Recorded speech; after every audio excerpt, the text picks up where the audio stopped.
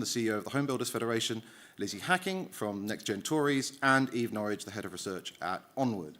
And Paul, I'm going to ask you to kick us off.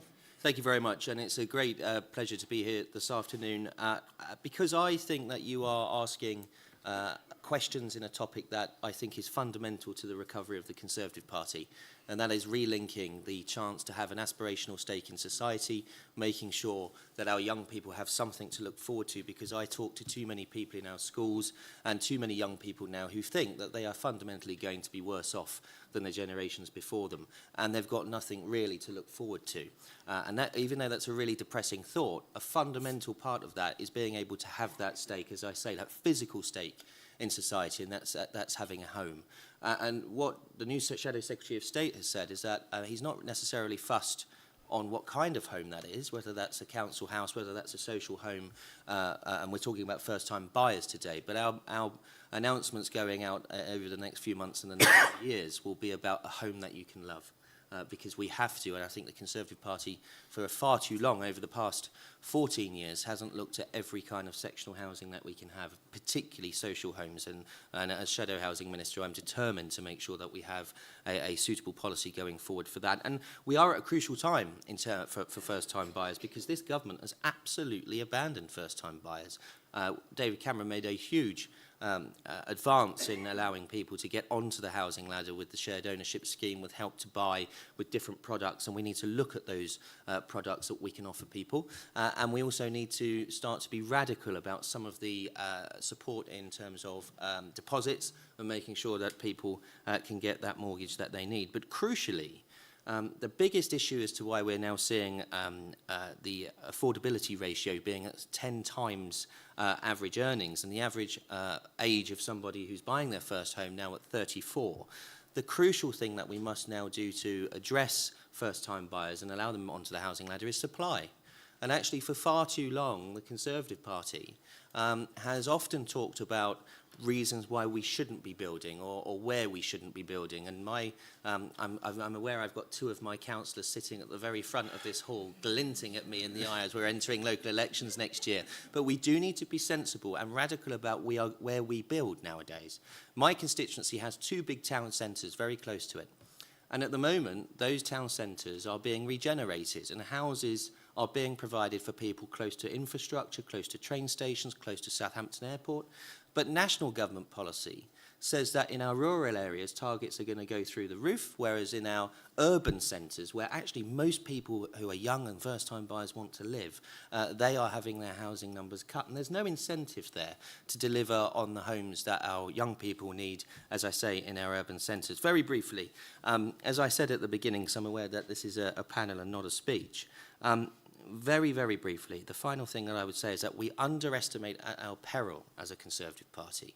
If we continue to go back, or if we start to go back and talk about reasons where and why we cannot build, if we do not start to have that stake with younger people in our country and allow them the chance to say, right, that Conservative government allowed me to have my first home, bring up my family, and have all the money that I can in my pockets in some of our economic announcements later, and that life doesn't look better for them, they are not going to come back to the Conservative Party, and that is why we have to be radical in housing, and that's what I'm determined to do as long as I have this job. Thank you very much.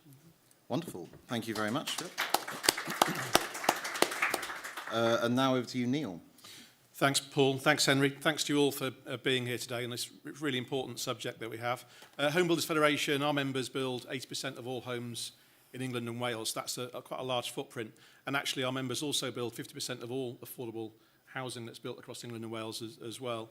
But housing, as you know, has been a strong theme throughout the conference season this year. And right at the top of the housing agenda is the question of home ownership, and particularly that of first-time buyers that we're talking about today. And as Paul's mentioned, for decades, successive governments have introduced schemes to help people onto the ladder, and I'll turn to this in a moment, but I think this is the first time in 60 years when there isn't an effective scheme, a government scheme supporting first-time buyers. As Paul mentioned, Help to Buy there were schemes previously, but the Help to Buy scheme was by a long way the most successful, introduced by David Cameron and George Osborne government. The scheme helped more than 400,000 people get onto the housing ladder. The vast majority of those were first-time buyers, and by the end, the scheme was only available for first-time buyers to purchase a home.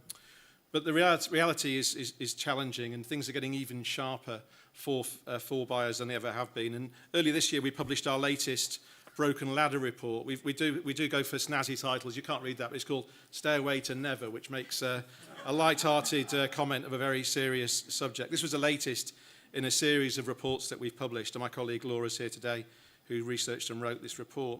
What this latest report finds is that only the top 30% of earners have a realistic shot at home ownership unless we introduce some form of targeted intervention. So you put that simply, for most young people, the goal remains out of reach. So we desperately need to take measures that directly expand access. And research, I know we'll hear in a moment from the work that Onward have done, but the research that we commissioned through Public First shows that a new equity loan scheme could make home ownership possible for nearly 500,000 additional young people. That's an 80% increase in the pool of potential first-time buyers.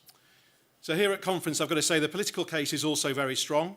We found that voters, especially those in swing areas, consistently tell us that they would support bold government action on housing. So what are our asks? Well, I'll give you three that I should highlight. First, we need Treasury to bring forward a new equity loan scheme targeted only at first-time buyers and designed to bridge the deposit gap and increase mortgage availability for more households. Secondly, we should combine that in some way with stamp duty reforms to ease the upfront costs of buying. This would provide immediate relief and open the market to a much broader base of buyers.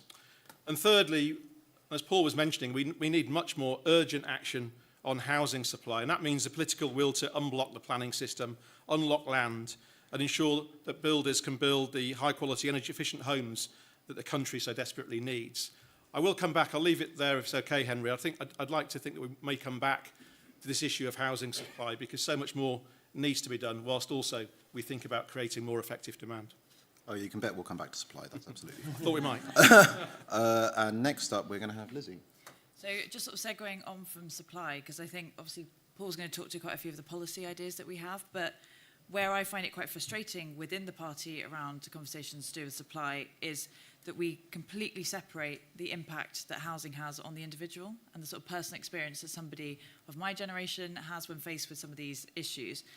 And I think particularly within the party where we've told people for generations that if they study really hard and then they go and get a good job, actually, you know, they can make the life that they want to for themselves. And that is the sort of conservative dream that we portray. And then you're sort of faced with the reality of frustration because you see where the milestones that your parents hit and you see how well they were doing. The amount of times I've heard, you know, people say, oh, well, my mum said, oh, at 31, I had you, and I had your sister, and I had this, and I'm sat there like, you know, I haven't even got a hamster. So, you know, whilst it is quite entertaining, the reality is I'm sat there like, is it me? Like, you know, I'm doing a job that essentially is probably, you know, higher earning than my parents were at my age, and yet I seem to have made no progress compared to where they were. And I think that frustration we as a party must not underestimate, because where you look at reform, and they've got their quite soundbitey policy announcements, or, you know, if you could call it that, they're actually resonating with the public because they sound like they're going to fix their problems. And I think, unfortunately, people are having to turn to the state, not because they necessarily believe that, and I'm hoping, you know, Eve will delve into that a bit more, but because they aren't able to fix it themselves as an individual. And I think that is a crisis point for conservatism generally, because if you have nothing to conserve, you don't have a stake in society or your own home or your own family, then why on earth would you turn to the Conservative Party for the future that you want going forwards? And I think just, you know, linking directly to houses, as a woman, obviously, not hitting those milestones in a certain time period is devastating because you're unable to actually have a child. But you cannot raise a child in a box room. And I think that's the reality. We're not, as a generation, going out, as some media outlets would say, and spending it all on avocados and, you know, oat milk. Like, you know, the barriers for us to achieve a basic standard of living are now almost impossible. And last year, the fertility rate hit a record low, down to 1.41. And I think we, not just as individuals within my generation, but actually as a country, that is a serious economic disaster that we all, as a party, no matter how old we are, should take on our shoulders. And also just, I suppose, going back again to that emotional sense of connection and permanence in a community. that we as a party advocate so much for the role of voluntary organisations, communities as a whole. But if you're left uncertain the whole time because you've got short-term rental contracts, you don't know where you're going to live, actually you're losing that ability to really ingrain yourself within a community, which we see often. Like, so I live in quite a rural area, and you see that in such a big way where the community can pull together and help to raise a family or help you really feel part of it. And personally, I think the more we can build and the more we can help unlock some of those opportunities for younger people to live the lives that they want, the better the party will thrive going forwards. Yeah. There we go. And finally, Eve. Yeah, thank you very much, Henry. So, yeah, I won't go over what Lizzie has just very eloquently said about the situation that young people face today. But I thought I would add a bit of colour to that through the findings of a polling report that at Onward we have just published this weekend. Some of you may have seen that was covered in the Telegraph on Friday.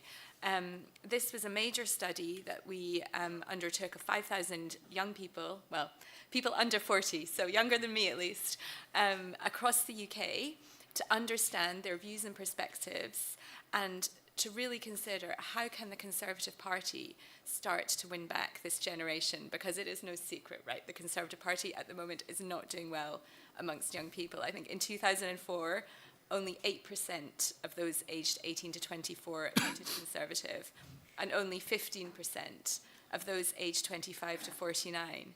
So there is a real challenge here for the party, right? The crossover age at the last election, the age at which people are more likely to vote Conservative than for any other party, was 64. Now, under David Cameron in 2010, that was 35. So if we're going to get back to building a coalition, there is some serious work to do amongst young people.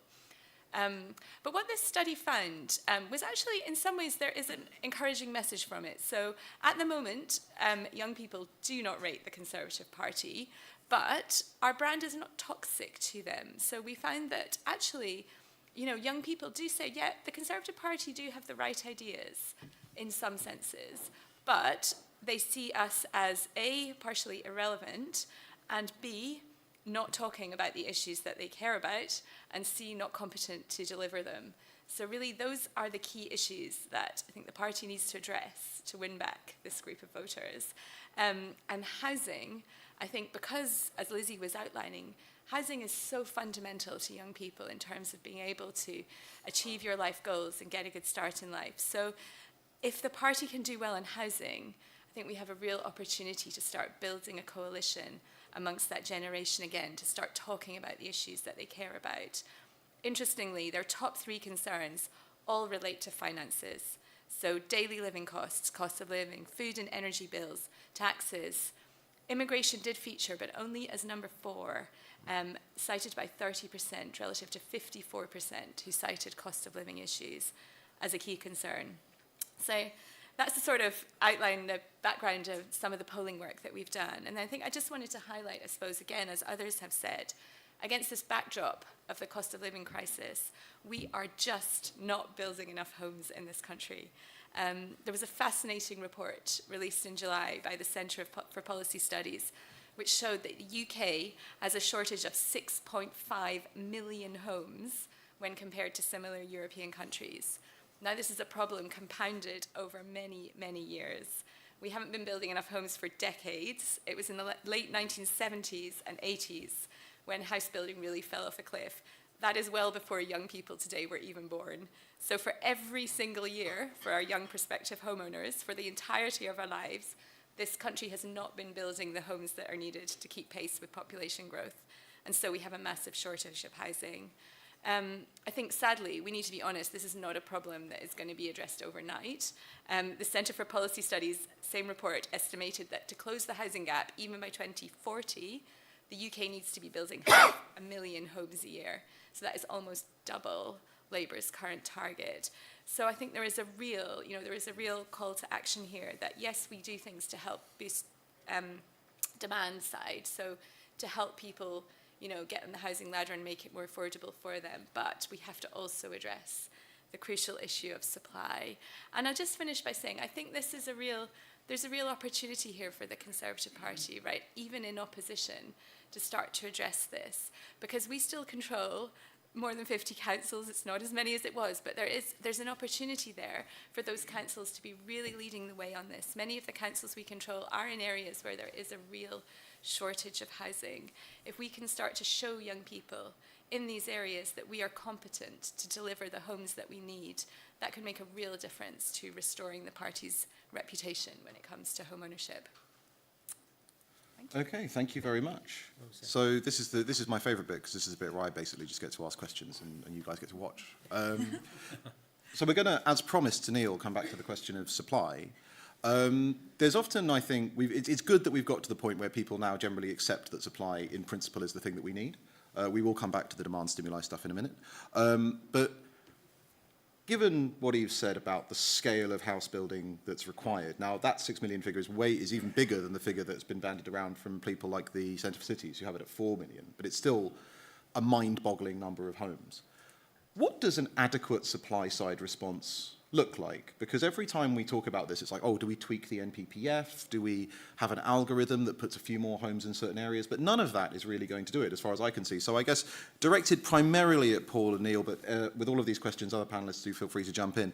What supply-side reforms do you actually want that would deliver house building on the scale that we need? And how would you get the voters to accept it? Yeah. Great question. I won't go back over the decades, but I think about where we are now, and just to think about the target that does exist, which is 1.5 million homes over this Parliament, which is slipping away almost every day. And that the run rate for that would be 300,000 homes a year, which would be a step up from where we've been recently. There's been a fall in recent years. At the back end of the Conservative government, we saw a decline in house building supply, and that has continued over the first year or so of a Labour government. Broadly, we're flatlining now around about 200,000 homes a year. So it's fallen from 230,000 homes a year. So we're losing capacity, and it's a worry that we'll continue to lose more. On the supply side, planning is often thought of being the silver bullet, and there's an obsession within governments with regards to housing and planning, which is a political football. And you touched on it, Henry, with regards to targets where homes are built. I've been around long enough to see that from both sides in terms of different governments. But in terms of planning, I think it's fair to give some credit for this government in terms of the work it's done immediately to reinstate local housing targets, to coin the phrase of the grey belt, which I know is problematic, but it does put into perspective the fact that we haven't got enough brownfield sites to meet future housing need. So a lot's gone on in planning reform. To be frank with you, a lot of it won't make any difference during this Parliament, and in fact some of it won't make too much difference in the next Parliament. The promise of new towns is great, but again, it's way down the track. The interventions that are needed now, and we'll come back to demand, but we need much more effective demand, whether it's private buyers, housing associations, or institutional investors. That needs to happen. We'll talk about that. But in terms of supply at the moment, there's one half of the country where homes are unaffordable, and the other half of the country where homes are unviable to build. There's no residual land value, so why would anyone sell their land without government subsidy? And Zoopla put out a report last Friday, which was very interesting in terms of looking at a map of the country. Other work has been done which has shown that with the recent cost increases and regulatory impact, the inflationary cost of COVID was about 20% on build costs. They're actually, in terms of the average cost of building a home, is more expensive than the average selling price of a home or buying price of a home in 70 local authority areas. That's a position that we've reached with regards to the costs. And with that, there's more taxes coming. There's a proposal of a building safety levy in October next year. And in the meantime, the government's decided to consult on a landfill tax, which would be catastrophic in terms of the impact on viability. So whilst some of the longer term changes may be foundational, there's a real need for pragmatism, compromise, understanding the industry to figure out how we get things done. We've got challenges at the moment on things like infrastructure. I can't tell you how difficult it is to get a water connection or a drainage connection or even a connection to electrical grid at a time when homes are moving off of gas and onto electric for their heating to meet sustainability targets. So these are all challenges that we have that are holding back housing supply across the country. Planning policy is great. The reality on the ground for some smaller builders in the room, I know, is that it's taking longer and longer to get sites through the planning process. So there is an issue with capacity in local planning authorities as well. Paul, I'm going to follow up with you. What's your vision? Because it always strikes me that, slightly ironically, the housing crisis has been foreseen since the 1970s, right? Because it is simply an artifact of the nationalisation of planning in 1948, and it was masked for a while by post-war population shifts, which kept London's population below its pre-war peak, so there was lots of housing. Is it not somewhat ironic that the Conservatives, the party of Thatcher, as we continually see outside, have become the strongest soldiers of what was probably Clement Attlee's most damaging nationalisation of land and planning?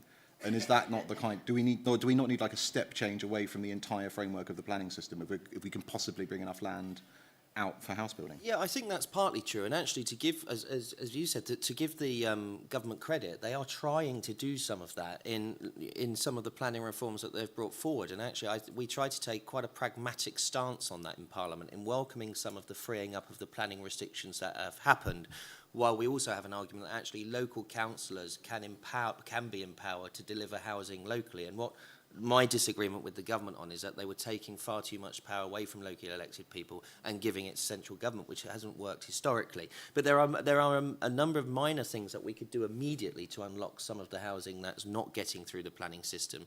The building safety regulator, which is absolutely becoming a monolith of an age of where, yes, we had to do something, of course, after Grenfell, of course we did, but we've overburdened regulation on some issues that just don't need to be involved in the building safety regulator's purview. I've written countless times to the Minister to say, let's work together and reduce some of that so that we can unlock some of the large-scale urban developments that are not being delivered because of the building safety regulator. I think devolution presents a huge opportunity. I think devolution presents a huge opportunity because the elected mayors that we have are going to be in charge of planning and are going to be in charge, directly elected, in making sure that they have power in changing their areas in a huge way. And I think if these mayors are genuinely empowered, and we're going through the devolution bill in the next couple of weeks, for the next 8 weeks, if we can give them the power to allocate sites that they want to build on with a mix of housing, and you have that proper consultation with your constituents. My constituents aren't unreasonable people. I think that they're fantastic people, actually, because they've got very good judgment in who they elect.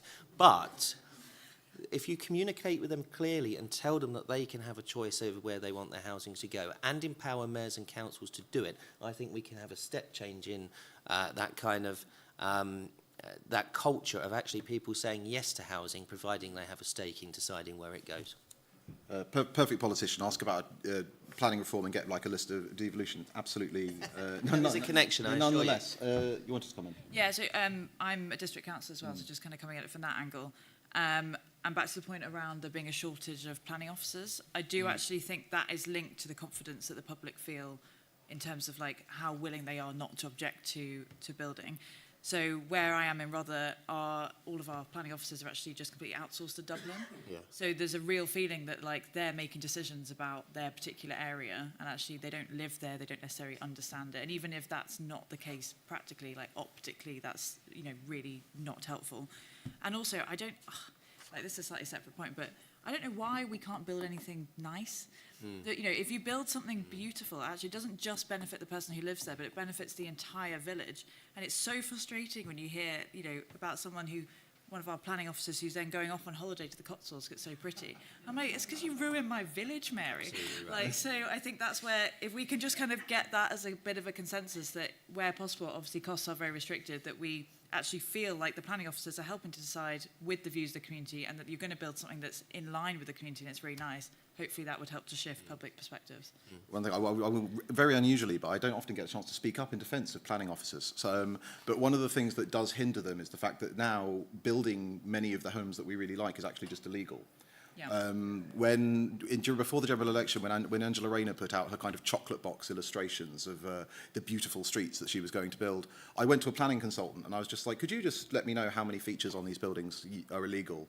And we got quite a long document. Yeah. Of things that were, that like, oh, that railing's illegal, oh, those steps wouldn't be allowed, And so many of the little things that make historic streets really nice are actually just unlawful. I know. Eve, based on your research, like what kind of, because I think sometimes when we talk about housing, we can talk purely about units of housing, right? And we just get focused purely on the numbers. But as I think you and Lizzie have said, it's more, there's a human side to this, right? Which is that what housing do people, does your research give us an indication of what sort of housing people want, right? So it's not just a matter of throwing up a housing unit and being done with it, but do they want family homes? Is it that they want sort of houses with gardens and so on? Do we have anything for the Conservative Party about not just offering people an abstract home, but a home they actually want to live in? Yeah, sure. I mean, our polling didn't go into the specifics of that issue, at least in this project, but as I understand it, there is a bit of an issue in a lot of local authority areas where the homes that are being built are largely detached family homes because that's what you can get permission for through local plans, etc.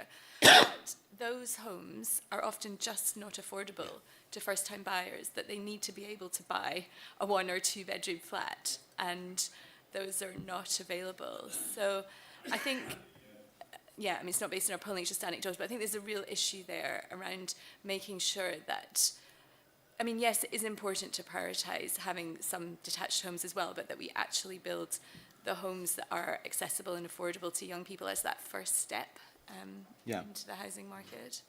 Right, but just before I throw it open to the floor, Neil, I just want to come back to you on this, the demand priming from the Treasury, the idea of having these special funds, things like Help to Buy. Now, critics of those, and hands on the table, I am such a critic, but I'm going to try and be fair, is that those do several things. One, what you're effectively doing is creating a reservoir of government credit which can only flow into house prices, which eventually just means that you help the people who get in first on the programme, but the end result is that you just end up pushing house prices further up. And two, especially with Help to Buy, so Help to Buy, I don't know if this is particularly in your proposal because I haven't seen the paper, but Help to Buy is only for new builds. And that has another effect of meaning that an awful lot of properties that people have, for the reasons I just said, that people really want, are not new build homes. And so you end up with a regime where you've got young first-time buyers have these things which are not only generally pushing up house prices over the long term, but also lock them out of large parts of the housing market. So what would your defence of this from a sceptic such as me for a programme such as you're advocating? There's others in the room, Henry, you're in good company, so I'm used to taking this on. Yeah, I think first of all I would say it's not a panacea. What we need is for all tenures to be working, and they're clearly not. You know, rents are too high, first-time buyers can't get in, we're not building enough new build homes. We could go on, we've got this issue with regards to, as Eve mentions, with regards to mix on site. In terms of the first-time buyer scheme Help to Buy that existed between 2011 and 2023, if I was to draw a line of ONS data of the average selling price of a new build home and an existing home over that period, it would match perfectly. Because the reality is that new build is 10% normally of all housing transactions. And I can't think of any of the markets where a 10% player is driving the prices. The prices are set by the local market. Actually, with Help to Buy, that increased to around about 15% because there was a housing target, there's a housing crisis. And actually, if we're going to meet not only the government's housing target of, say, 300,000 homes a year, but more importantly, the embedded numbers that are in the OBR's forecast, which is our future budget in terms of growth for transactions and new build supply, we need to get above 10% again in terms of the proportion of transactions which are new build. So the criticism of it being inflationary doesn't hold out at a macro level. I think everyone in the room will have experiences of their own local housing markets which are different, and I would happily concede to people who want to talk about their own local housing markets if they've got some reflections on that. But at a high level, it worked. It gets 20 to 30,000 first-time buyers into home ownership. It needs to be targeted. So the first Help to Buy scheme was open to second steppers and to anybody. By the end, it was targeted only on first-time buyers. There are changes that I would make as well. It should require a developer contribution. At the moment, because the market is poor, essentially, if you look around, it's not a secret. House builders are providing incentives to get people into homes. So we could roll that up into the scheme. And if you look at the return for government, the truth is we're halfway through the redemptions of the Help to Buy scheme, and it's created £1 billion for the Treasury with an estimated £1 billion to come. So I realise there are criticisms. I'm not completely one-eyed on this, Henry, but I think that we need to do something. Otherwise, what we're going to see is a continued decline in housing supply. And just to clarify, would your new scheme, like the Help to Buy scheme, only apply to new builds, or would it just be a general?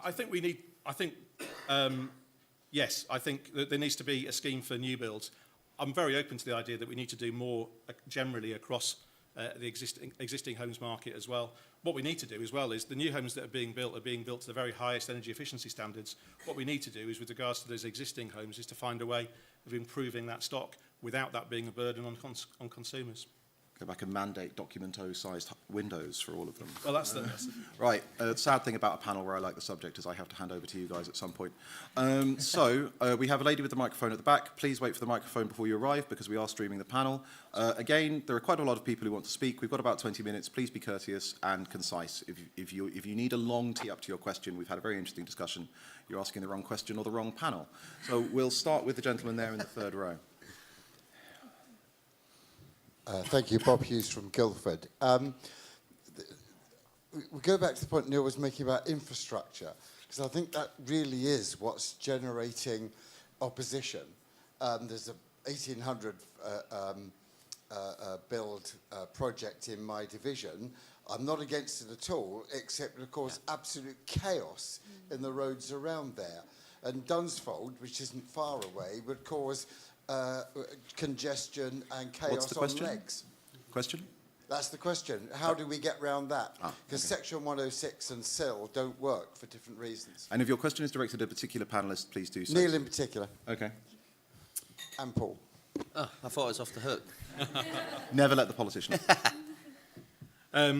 It's an issue. I think in terms of the contribution made by development to infrastructure is obviously huge. There's been an increasing reliance on that, and especially around highways. And I do realise that there are other issues as well, such as local amenity. And it's actually quite frustrating for developers in terms of the planning permission they get will often include building accommodation for a dental surgery or a GP's or a school or a community centre. And quite often those buildings don't get turned over to that use.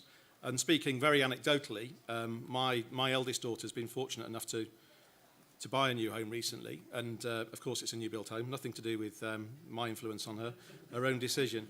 But recently she identified to me, I met with her local MP actually, and I identified that there's a school earmarked for that large development, and everyone who's bought on that site is looking forward to the school being built, and the builder is very prepared to build that school, but the local education authority doesn't want to build that school. So now of course the local community, all those people that bought those homes are in uproar, but the developer has been happy all along to provide all of the aspects of the planning permission. So a lot of the issues that we have, the problems that we have with regards to infrastructure, don't necessarily sit with the developer, but they are concerning nonetheless. The systems, at the moment, the system is too disjointed. So, like you, I've got a huge development being built by Eastleigh Borough Council, no infrastructure put in, but in Fareham, Wellbourne, which is actually a beautiful development as well as a practical development, the council's taken a very pragmatic view in that and made sure that the infrastructure goes in first. So local authorities can do that. But one of the things that we need to enable in the planning system is to absolutely make sure that there are organisations who are currently not statutory consultees who are. So local ICBs, they will be consulted, of course they will, but actually the level of response or their ability or their wantedness to get these services in is not there, and therefore they're not delivered. And I think that local planning authorities need to have the power to say, look, if this isn't going to happen, and we cannot get this health provision in or this local supermarket, then they should be able to stop the development. The other thing I would very briefly say is that it goes back to what we are building again. So if you look at Borley Park, I'm going to go back to my constituency all the time because it's the nearest place I can think of. But if you go back to Borley Park, it is those horrible developments. I hope they don't hear me say this, but it's those horrible developments with no gardens and streets. That's it. If we actually start to put towards councils developments that have the village centre and the space for amenity, and that local council wants that to be delivered, it absolutely can be. So we need stronger political will in our local councils, and we need officers in local authorities to make sure they deliver on that building beautiful area. We're going to have Lizzie and then Eve. Yeah, Sorry, I should just say, any question can be answered by other panellists rather than sort of trying to catch my eye all the time, but we will just come to... just a really, really quick point, and I think when you're approaching a large infrastructure project, there's no wonder that there's a lack of confidence when the entire thing can be delayed by like a nuke. And I genuinely think until we bring all the 34 arms length bodies that are connected to DEFRA under ministerial control, we are going to continue to see these organisations bringing this country to its knees. So that is my policy ask for the day. Paul?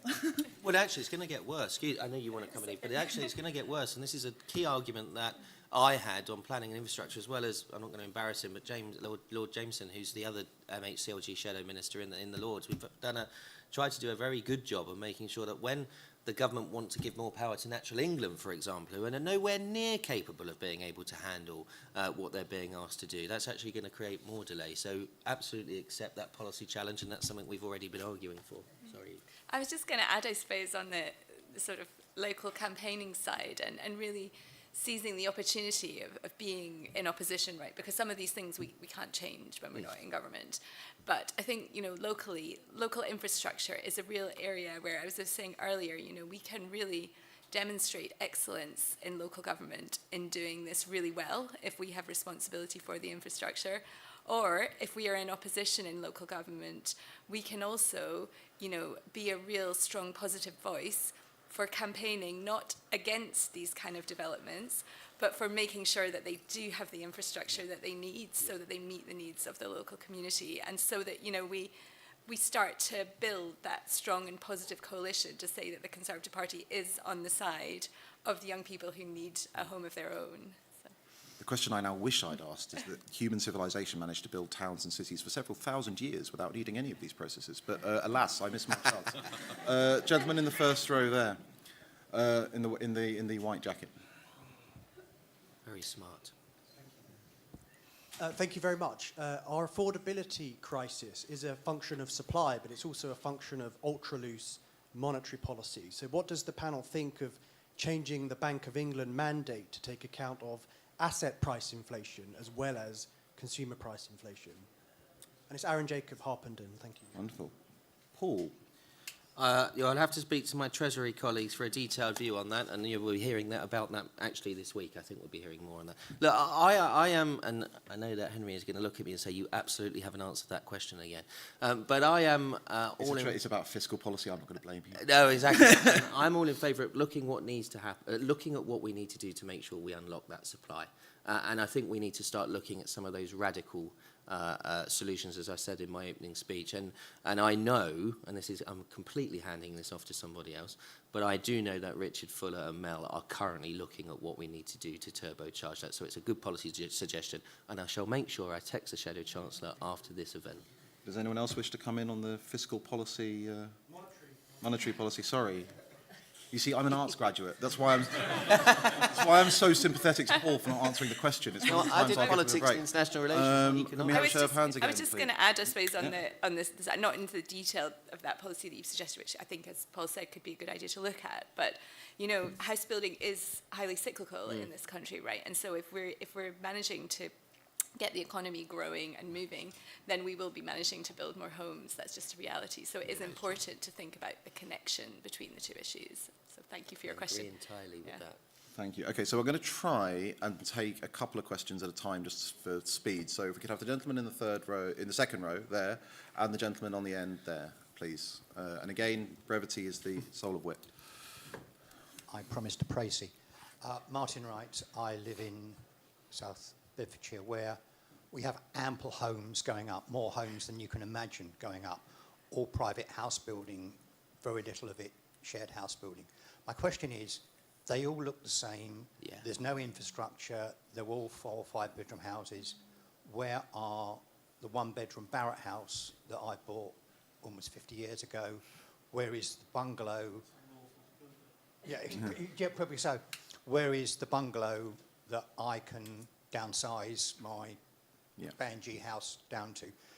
My question is, it's not just house building, it is the type of house building. Yeah. Okay, and if we can just swiftly get the microphone to that gentleman there. Hi, my name's Luke, and I do planning and transport media and comms for the City of London. I want to kind of get some insights from the panel on what happened to Robert Jenrick's attempt at planning reform and what kind of lessons we can learn from that when we're back in government and have an opportunity to make some meaningful change. Thank you. Okay, so I think we'll just go down the panel. Lizzie, the question about the types of homes we're building seemed to fit in quite well with what you were talking about. So should we just... Yeah, and I think also just linking in with the smaller types of houses, I think your point we didn't really touch on earlier about older people being able to downsize is absolutely massive. And the number of bedrooms, I think, and Eve might be able to help me out with this, in the UK is actually there are spare rooms. It's just that the people that sort of need the most to raise a family are not, they can't access that. No, exactly. So I completely agree. And also back to my point, like, I hear you on the Build Beautiful as well. Like, nobody wants to live in something that feels like you're in a video game. So I think we really genuinely need to kind of put that forward as like a serious conservative policy that we lean into, because actually you need to love where you live in order to really kind of appreciate that. Yeah, Most video games exactly. have much prettier towns in them. They Absolutely genuinely Built do. now. I want to live in Studio Ghibli's vision of Britain. Paul? Very briefly, look, Martin, I agree with you entirely, but it can be done. I mean, I would implore anybody to go down and look at the Wellbourne development on Junction 10 of the M27. That's Fareham Borough Council after Christmas, when actually it looks a bit better than but you know, as Councillor Bastable says. But actually, it is a good development. It's being built beautifully. It looks like a village, and it can be done by local authorities. Unfortunately, what I think happens is that, and I'm not a hanger developer politician at all, but it's in the developer's interest to build what's currently most attractive in the market. And the money that is moving is those detached houses that we're seeing in Lower Winchester, if you could call it that, or the community now like to call themselves Lower Winchester, where actually they're the most mobile. But we need to make sure, as I say, that councils are giving the planning permissions and enforcing the kind of developments that they want. Very briefly on Luke's question. Look, actually, I'm quite looking forward that if we do win the next election and the leader makes me planning minister, I'm looking forward actually to inheriting some of the radical reforms that the Labour government have put in, because that's going to enable me to have the conditions to build across the country. I think the government needs to take a stronger line in building, not private dwellings, but social housing. And on the Robert Jenrick reforms, look, I think it is a typical lesson that actually if you have a mandate and you want to deliver that radical change, you need to get on and do it. And that's something that I have to doff my cap to with this government. Very briefly, I think it's about what Lizzie said as well, which is if we do get in, we've got to be very quick on that reform. Robert, we just didn't do it as much as we should have done. But it is also about removing some of those external organisations that we talked about and streamlining the process so that that end goal is achieved much more quickly. Eve? Yeah, I mean, I don't think I've a lot to add to that, but just, yeah, I mean, there is a real need, right, for planning reforms that unlock flexibility in the market and allows the market to actually respond to demand and what people want locally. I mean, I was interested actually to ask Neil, to what extent is it cheaper and easier for house builders to be building those kind of identikit houses? Are there good reasons for that because it makes it more affordable for young people? Or is it a sort of inflexibility in the market that leads to that situation? Yeah, it's a bit of both. I mean, the one thing that we do need to do, we haven't even had time to touch on skills today. Yeah. But the one thing that is happening is that there is an investment being made by the house building industry in terms of off-site manufacture. So it's actually providing different jobs, which is opening factories. And essentially that's about building walls and roofs, but the wall panels mainly. So that can be quite deterministic in terms of what's happening. The comment I would have, it's disappointing to hear, I don't live too far away from Robert, about his views on nearby developments. And I agree with Paul, actually. I could take you some good ones, and Thacum are represented in the room today, so they're quite pleased with the name drop for them. There is some good stuff. I'll just say something about mix, because we haven't touched on that either, is there's been a huge fall in a number of small builders in the building industry. So go back to the 1990s, there was, broadly speaking, 10,000 companies building at least one a year. Yep. That figure is now 2,500. And actually, what we talk a lot, don't we, about large sites. What's happening is there aren't enough small sites being brought forward, which tend to be built out by smaller businesses and perhaps do meet, you know, the taste of people looking for homes built in their villages or whatever. The regulatory piece, Henry put it far better than I could. The next one coming along, when you think about some of the homes that you're going to see, we're waiting to find out how many solar panels will be required on roofs. 50% of homes at the moment have got solar panels. I think it's a good thing for consumers. It's a good thing for the environment. They're cheap to run and provide cost savings to consumers. But there is a point at which the number of panels you have on a roof determines the look of the home. There is a point at which you can't have, you know, gables, or you can't have roof lights. You can't have pretty dormers. You can't have rooms in the roof. And there's all of these issues, like the size of the windows that we talk about. There's so many regulatory challenges that are put into place of design. So I think there's many reasons why we're getting what we're getting. There's a long conversation around density. We are not building enough apartments, and that's because, as Paul mentioned, the building safety regulator, confidence has gone from those developers and investors who are interested in building tall, high-rise buildings because they just don't know when they're going to get on site, so no one invests in them. And finally, I think people in the room are far better positioned than I am to comment on Robert Jenrick's proposals. But what I would say is, and Henry touched on it earlier on in his question, should we be daring with the Town and Country Planning Act? Should we completely turn it on its head? And I think there's a lot of people within the system who would be very scared of doing that, and they prefer the status quo. And I think what we saw, and the answer was very well given, is actually sometimes it's better to move incrementally rather than to tip the thing on its head. Right, so I think it's with the final round of questions. We'll have the gentleman there in the corner and the gentleman there in the third row. Microphone's just on its way to you. We might squeeze another round in, but it'll be a miracle. Hi, just wanted to thank the panel for your time. Really insightful. So I actually work in planning and development. Questions for Paul. Oh, no. Whilst obviously there's a place, and quite a large place, for urban regeneration when we're delivering housing, do you accept that large swathes of greenfield land, whether greenbelt or outside the greenbelt, will have to be released to deliver however many units we need to do over the next couple of years? Yeah, absolutely. We're just doing two questions. So sorry, there's forgive just me. one more to come. No, I like the enthusiasm. Yeah, sorry. It was a straight answer as well. I know. Thank you. I'm from East Yorkshire, and I'm a small-time landlord, small-time developer.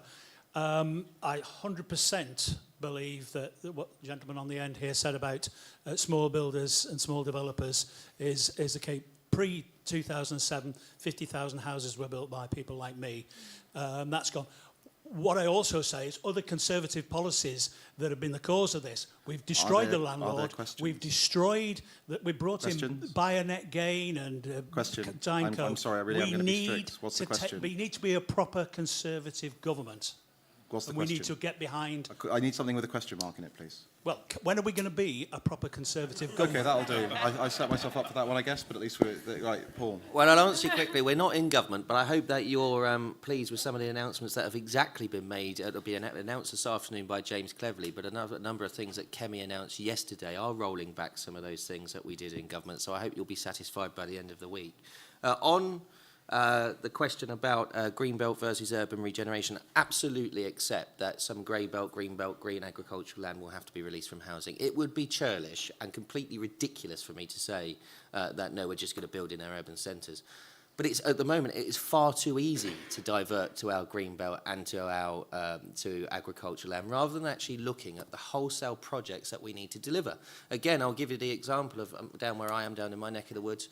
Southampton, targets down, loads and loads of stuff of regeneration that's needed, could absolutely be seen as a political opportunity for the local administration. And then Eastleigh Town Centre in my old constituency, dying on its arse, quite frankly, but you need to get those people, local government, private sector, together to regenerate, put those flats in, get those kind of flats in an urban centre to be built, and then look at some of the areas where we need to build outside of our town centres. That actually will deliver what I think is a real rebuilding of trust between my punters, the voters, and then allowing them to achieve their homes in various areas of the country. That's what I think we need to do. Just to chip in and support Paul on that, because actually when it comes to where people actually need to work, especially younger people need almost their first property in an urban area, and if we are unable to densify, whether it gently or like in a more intense way where there are jobs, you have to spill out, and then people have these stupidly long commutes. Yep. It gets more and more expensive going further and further afield, and the whole system is just broken. So strong support. I think we're just going to ask Eve and Neil just to either respond to those questions or final remarks, because I don't think we're going to have time for another round of questions. I think in terms of the question on, I think I probably covered it off earlier on, I would completely agree that we've got a challenge with regards to density at the moment, and it's because of a regulatory issue. There are other challenges as well to do with leasehold, and I think the longer that we go on agonising over whether leasehold is suitable or not, the greater disrepute it comes into, and frankly there aren't many alternatives for flats at the moment. So I think there are a number of drivers at play. I think it's been a great session. We could easily go on for another hour, Henry. So I will leave it there and let other people comment. Yeah, final thing I was just going to mention as well is that hasn't been touched on that I think is worth highlighting is that I think one of the ways around some of these issues where local developments are unpopular is actually thinking about what are real benefits, to local communities where they support housing development. There's some really interesting ideas that Onward has done some bits of work on things like sharing profits, for example, amongst people in a village where a piece of land in that village is used to develop housing, just recognizing that there is a cost to having housing built, you know, in your backyard, as it were. And looking at how we can make development a win-win for everyone, whether it's, you know, facilitating local nature reserves or providing community sports facilities, making it into something that is popular, both for the people who need the homes and the people who already live in a location. So. It's an interesting challenge, isn't it? Because, of course, and the idea that development needs to be a win-win for absolutely everyone is a coordination problem that has never been faced before. Because historically you could just build. So it's interesting to see whether or not that will actually work. But alas, we genuinely are out of time. And there was that tantalising taste of a leasehold debate, which I would have thoroughly enjoyed. But nonetheless, thank you so much for being such a patient and well-behaved audience. Thank you to our panel. And I'm sure I'll see you around the conference. Excellent. Thank you. I enjoyed it. Thank you very much. That was good.